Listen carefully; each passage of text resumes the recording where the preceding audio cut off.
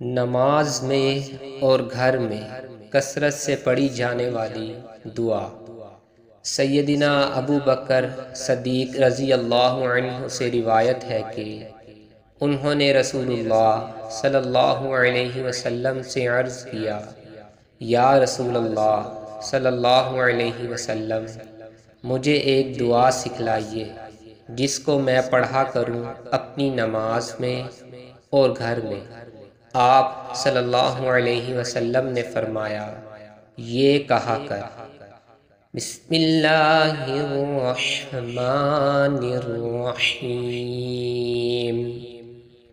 اللہم انی ظلمت نفسی ظلما کثیرا ولا یغفر الذنوب الا انت فاغفر لی مغفرۃ من عندک وارحمنی انک انت الغفور الرحیم۔